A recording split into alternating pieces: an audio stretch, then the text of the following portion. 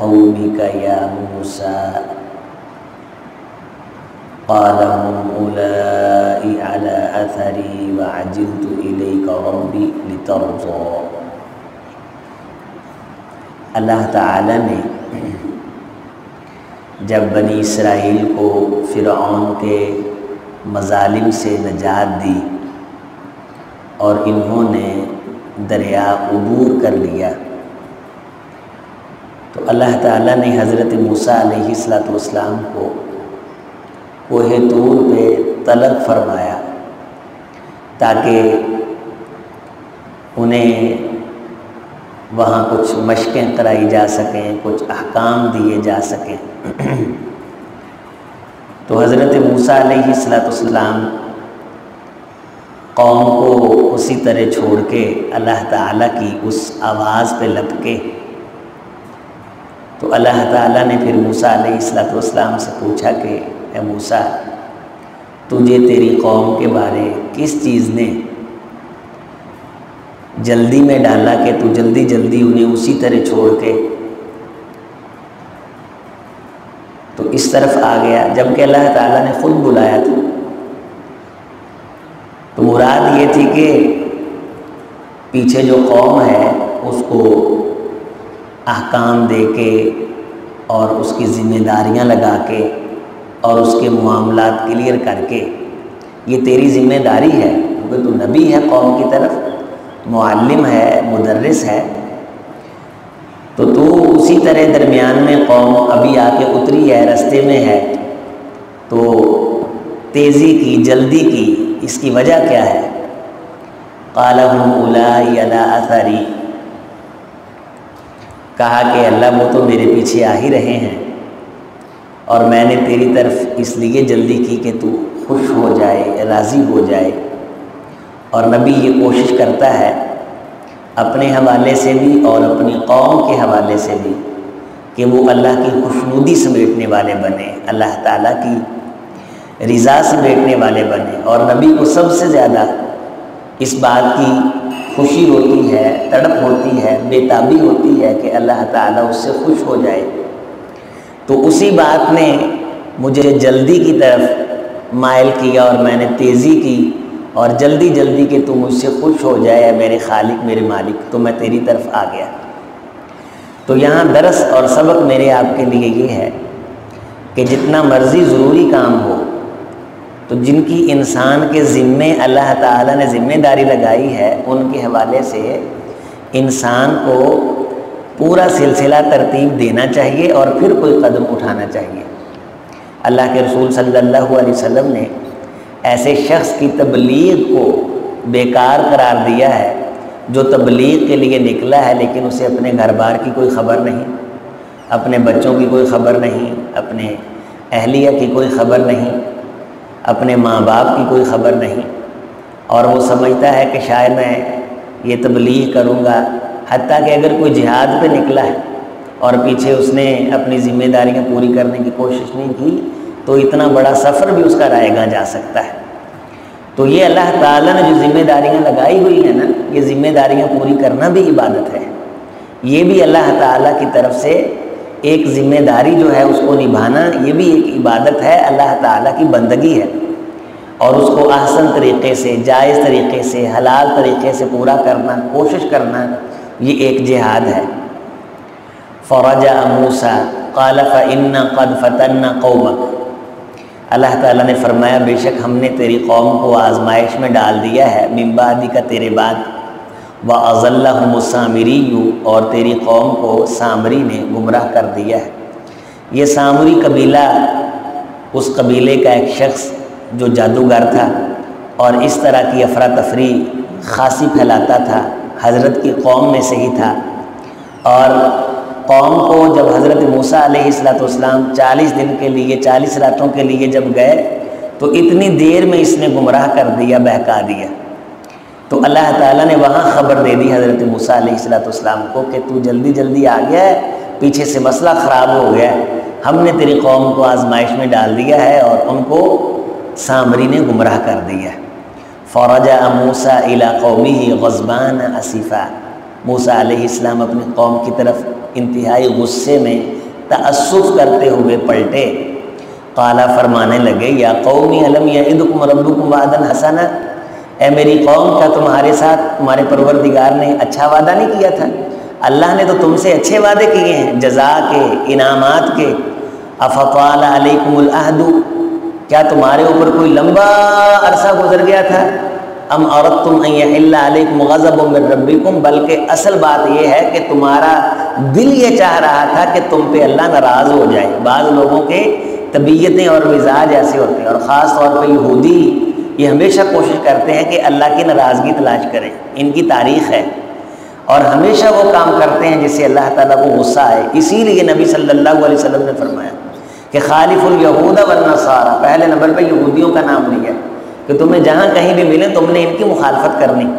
حتیٰ کہ یہ بھی فرمایا کہ رستے میں آتے ہوں تو کوشش کرو کہ انہیں تنگی کی طرف دھکیلو، جبکہ اسلام وسعت کا درس دیتا ہے۔ یہ یہودی ایک دن بیٹھے پریشان ہو گئے کہ یہ محمد صلی اللہ علیہ وسلم عجیب نبی، ہم جو بھی کام کرتے ہیں اس کی مخالفت کرتا ہے، ہم جو بھی سلسلہ شروع کرتے ہیں یہ اس کی مخالفت کرتا ہے، تو یہودیوں کی مخالفت پہ ثواب ملتا ہے۔ اس لیے اللہ تعالیٰ نے ان کی مخالفت کا حکم دیا ہے اور ان کے بارے واضح صراحتاً فرمایا ہے کہ تم انہیں دوست نہیں بنا سکتے اور نہ ہی یہ تمہارے دوست بن سکتے ہیں۔ ہاں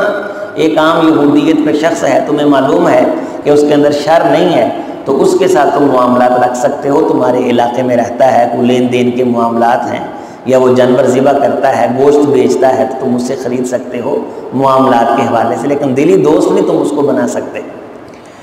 تو یہ جلدی کرنے والی قوم ہے اللہ تعالیٰ کی ناراضگی والے قوموں میں۔ فَأَخْلَفْتُمْ مُوعِدِي، موسیٰ علیہ السلام نے اپنی قوم کو کہا کہ تم نے میرے وعدے کی بہت جلد مخالفت کر دی، ابھی تو میں گیا ہی ہوں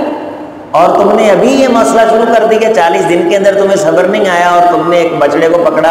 اور اس کو تم پوجا پاٹ اس کی کرنا شروع ہو گئے، جبکہ میں تمہارے لیے احکامات لینے کے لیے گیا ہوں۔ تم نے دیکھا ہے کہ تمہیں اللہ نے نجات دے دی ہے، تمہارے لیے رستے بن گئے ہیں اور تم جہاں آ گئے ہو اللہ تعالیٰ تمہیں عزتیں عطا کر رہا ہے، اس کے باوجود تمہیں سکون نہیں آیا اور تم نے چند دن صبر نہ کیا۔ تو اس لیے صبر بہت اچھی چیز ہے۔ اگر کسی چیز کے بارے انسان کا کوئی خیال آئے اسے سوچ لینا چاہیے۔ اسی لیے بعض تجربہ کرنے والوں نے قرآن و سنت کی آیات سے جو دلائل لیے ہیں ان میں انہوں نے 40 دن کا خاص طور پہ تذکرہ کیا ہے۔ یہیں سے چلہ لیا ہے انہوں نے، یہ جو تبلیغی والے چلہ نکالتے ہیں کہ اللہ کے لیے 40 روزہ لگایا، تو پوچھتے ہیں عموماً ان سے بات ہونا، ہم قاری لوگ ہیں، ہم پوچھتے ہیں بھی قرآن پڑھیا ہے، ناظرہ ہوتا ہے، ادائیگی صحیح ہے، پرننسیشن تجوید آتی، ترجمہ آتا ہے؟ نہیں۔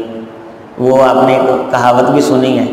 وہ چند فلاسفر کشتی میں بیٹھ گئے، انہوں نے کہا بابا فزکس پڑھی؟ انہوں نے کہا نہیں۔ انہوں نے کہا تو ادھی عمر ضائع کر لی ہے۔ کشتی ڈوبن لگی، انہوں نے کہا تیرنی سیکھی ہے؟ آندھے نہیں۔ انہوں نے کہا پھر تو ساری ضائع کر لی۔ تو تبلیغیوں کو بیٹھو وہ کہیں گے چلہ لگایا؟ نہیں۔ او تم نے تو عمر ضائع کر لی ہے۔ سہ روزہ لگایا؟ نہیں۔ او بس تم نے تو جو ہے وہ جہنم خرید لی ہے۔ اب اپنا ایک منہج بنایا ہوا ہے، یہیں سے انہوں نے یہ چلہ لیا ہے اور اس کے لیے یہ چلہ لگاتے ہیں اور گھر سے باہر نکلتے ہیں چلہ لگانے کے لیے، تبلیغ کرنے کے لیے۔ اللہ تعالیٰ جو صحیح لوگ ہیں ان کی کاوشوں کو قبول فرمائے، جو اس راستے میں نکل کے تبلیغ کے منہج کو خراب کر رہے ہیں اور غیر اللہ کی دعوت دے رہے ہیں اور غلط باتیں اور غلط جو باتیں بنائی من گھڑت نبی صلی اللہ علیہ وسلم کی طرف منسوب ہیں ان کی طرف بلاتے ہیں، اللہ تعالیٰ انہیں ہدایت دے اور انہیں یہ جاننے کی توفیق دے دے کہ یہ کتنا بڑا جرم ہے۔ بات یہ کرنے لگا تھا کہ صبر کر کے کسی معاملے کو پرکھنا ہو تو کم از کم شدت والے معاملے میں 40 دن غور کر کے دیکھیں، آپ کو صحیح نتیجہ نکلے گا۔ خاص طور پہ شادی کا مسئلہ ہو، رشتہ کرنا ہو تو کم از کم آپ جتنی بھی تیزی کرنا چاہتے ہیں تو 40 دن ضرور دیکھیں، اس پہ انسان کو اچھے نتائج ملتے ہیں۔ اللہ نہ کرے کہیں کوئی طلاق کا مسئلہ بن رہا ہے تو اس کے حوالے سے کہا گا کہ انسان خاص طور پہ 40 دن غور کرے، اللہ سے استغفار کر لے تو اس سے کچھ نہ کچھ رستہ نظر آ جاتا ہے۔ اسی طرح جو بندہ ناراض ہو جائے تو اسے بھی یہ کہا گیا کہ وہ 40 دن سے زیادہ نہ رہے، اسے اگر 40 دن کے بعد بھی ناراضگی اس کے دل میں ہے تو پھر جان چھڑا لے، جسے ایلا کہا گیا ہے۔ 4 ماہ کی طرف اشارہ ہے، 40 دن کی طرف اشارہ ہے۔ تو یہاں قوم کو یہ کہا گیا کہ چند دنوں کے لیے تو میں گیا ہوں تو تم کم از کم 40 دن تو صبر کرتے، اتنے دن صبر کر لیتے تو پھر تم اس شرک میں نہ پڑتے، اس کفر میں نہ پڑتے۔ یہ ہے فلسفہ اپنی اصلاح کے لیے۔ تو اصلاً یہاں انہیں صبر کی تلقین کی گئی اور یہ کہا گیا کہ میں ابھی گیا ہی ہوں تو تم نے پیچھے سامری جادوگر نے کیا کیا، ایک بچھڑا بنایا، اس میں کچھ پھونکا، وہ آگے سارا قصہ آ رہا ہے۔ قوم کو اس بچھڑے وہ کرتا کیا تھا، اس کے پیچھے سے ہوا داخل ہوتی تھی، منہ سے نکلتی تھی تو کچھ آوازیں پیدا ہو جاتی تھی۔ اتنی بنیاد پہ یہ قوم اتنی بیوقوف ہے تو اس کے سامنے سجدہ کرنے لگی، اسے خدا ماننے لگی۔ تو یہاں اللہ تعالیٰ نے جب موسیٰ علیہ السلام کو خبر دی تو واپس پلٹے۔ ایک جگہ آپ دیکھیں گے آگے جا کے کہ وہاں انہوں نے اپنے بھائی کی داڑھی نوچی،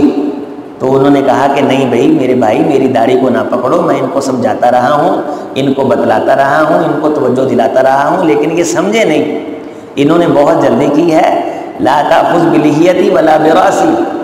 تو انی خشیت ان تقول فرقت بین بنی اسرائیل، تو میں تو اس ڈر سے خاموش رہا کہ اگر زیادہ سختی کروں گا تو یہ آپس میں پھٹ جائیں گے، تو تم مجھے آ کے کہو گے کہ تم نے بنی اسرائیل کے درمیان دراڑیں ڈال دی ہیں۔ تو اس ڈر سے تو حضرت موسیٰ علیہ السلام کی طبیعت جلالی طبیعت تھی۔ تو یہاں بھی اللہ تعالیٰ نے جب کہ حضرت ہارون علیہ السلام یہ موسیٰ علیہ السلام سے زندگی کے اندر جو عمر کے اندر ہیں وہ یہ کہا جاتا ہے کہ یہ بڑے ہیں،